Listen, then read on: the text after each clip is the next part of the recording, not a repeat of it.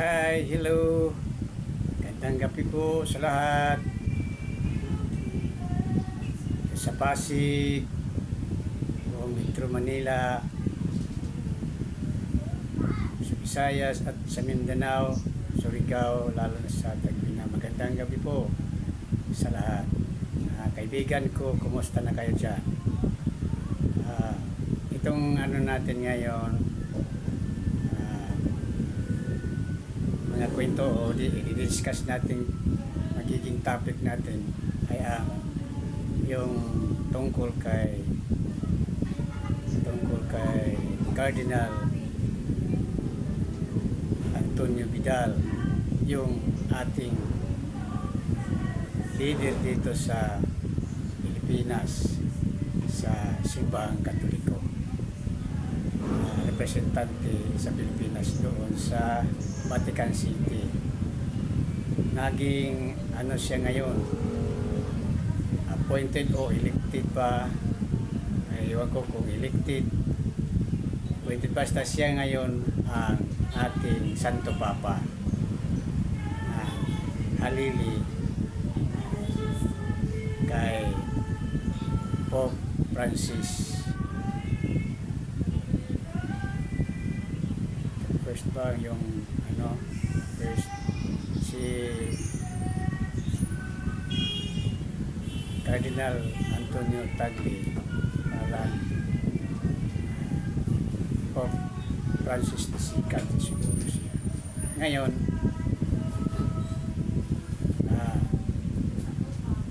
ipaabot ko lang sa lahat ng mga Katoliko Romano yung ating pusong pasasalamat sa ating may kapal dahil nagkaroon na tayo ng Santo Papa na Pilipino mula sa Pilipinas. Ngayon, siya na ang nagiging Santo Papa. Proud tayo mga Pilipino. Tsaka kaya niya yun. Siya ang pinakabata, malakas pa. Tsaka parang lahat ng ng Santo Papa, nalalaman niya ang mga lahat ng plano, ang mga ginagawa ng Santo Papa dahil parang malapit sila. Kung ano ang kailangan ng Santo Papa, na siya ang matatawag, siya ipadala doon sa mga lugar na may mga convention o mga meeting o ano pa dyan. Siya madali siyang matawag, makakausap lagi niya kung ano ang nasa plano o nasa gusto ng Santo Papa. Ayun, siya kagad ang matawag. Kaya ngayon, siya ang bilang napusuan talaga ng ating Santo Papa. Pero napusuan din ng mga kasama niyang mga kaibigan. Nagustuhan din siya dahil mabait siya sa mga kasamahan niya. Pinakabunso siya, pinakabatang kardinal sa buong grupo. Kaya nakikita pasuot siya dahil mabait, smile. Tinatawag ka siya na smiling cardinal.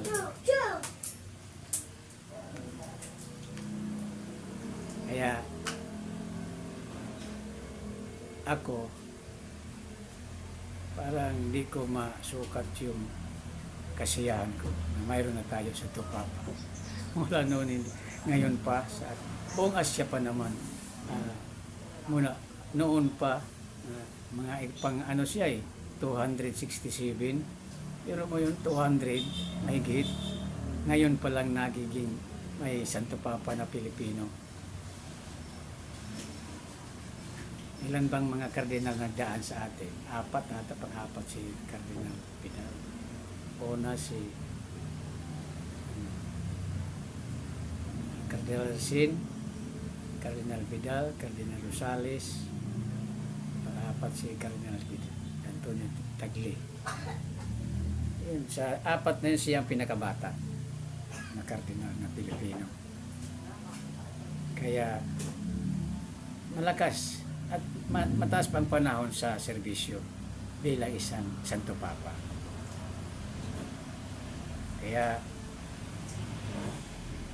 kung inaabangan ko baka may panahon o schedule na magpunta siya dito sa ating bansa bilang bayan niya.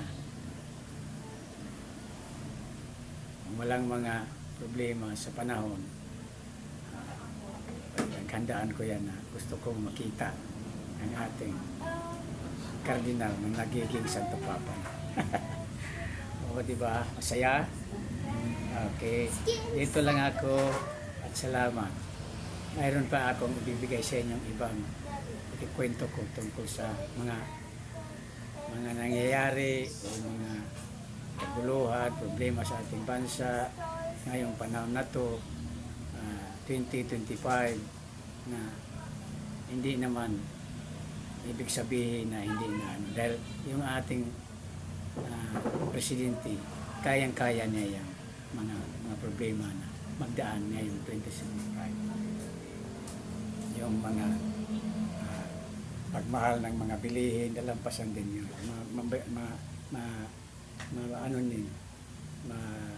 Hanapan din ng solusyon. Tsaka itong mga kaguluhan ngayon na mga nagawa sa mga Duterte, maano din yun, makakaya din yun niya. Makukontrol din niya yung kaguluhan niya. Kahit binatikos o pinanata na siya, ano pa rin siya. Mataas talaga ang pasensya ng ating presidente. Kaya ako maasa na malampasan at hindi lalaki yung mga nangyayari, yung mga kaguluhan na nangyayari sa ating bansa.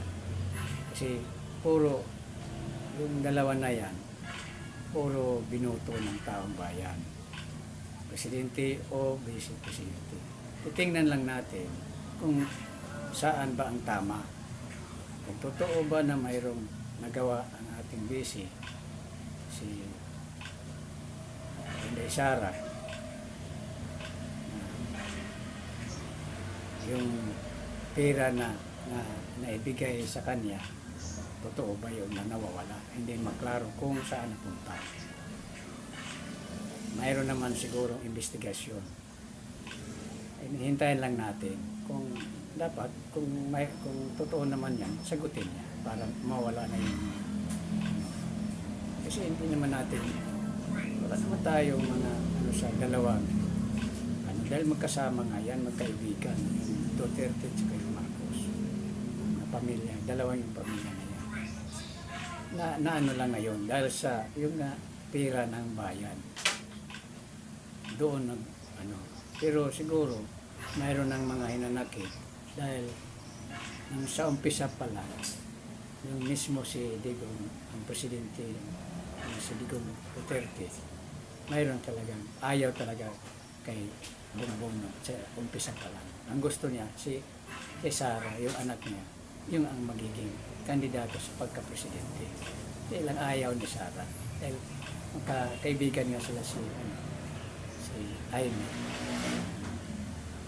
Magkatulungan sila. Kaya nagbisi na lang si Sara.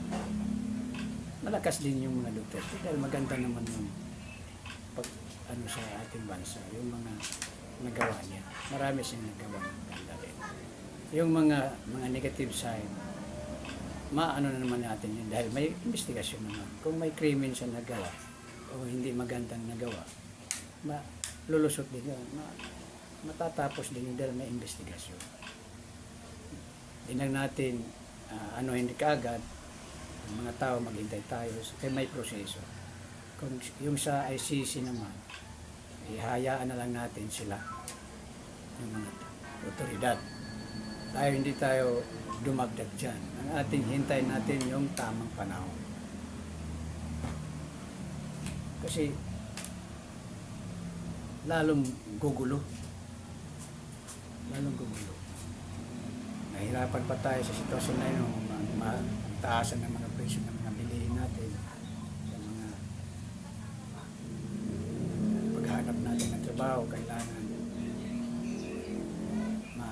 masolusyonan ng mga walang trabaho, magkatrabaho, mabigyan ng trabaho, tsaka yung mga programa, plano ng ating gobyerno na magpustro. Bawa yung mga papasok dito sa atin ng mga investor matuloy para magkaroon naman ng trabaho yung ating mga kababayan. Bawa kung magtayo ng mga malalaking mga negosyo, nandito yung mga investor, tayo ng mga negosyo, kumpanya, malaking tulong na yun. Tsaka yung pag mga discovery na mga kayamanan ng Pilipinas, yung mga, halimbawa yung sa Ligwasan Mas, mapustro na yan, maumpisahan na yan, malaking tulong na yun. Yung mga gasolina natin, mga gas na ma-discovery na dito sa ating bansa, mga deuterium, kung totoo yun,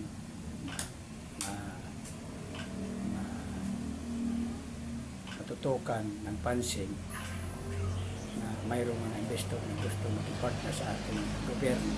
Yeah. Pero siguro di mahirap dahil maraming interesado na pumasok dito sa ating bansa, mag-invest. China, gusto nila kunin, yun na lang. Yes, dahil sa kayamanan nga, yung interest nila, sakupin tayo. Pero hindi naman pwede dahil mayroon din ibang bansa.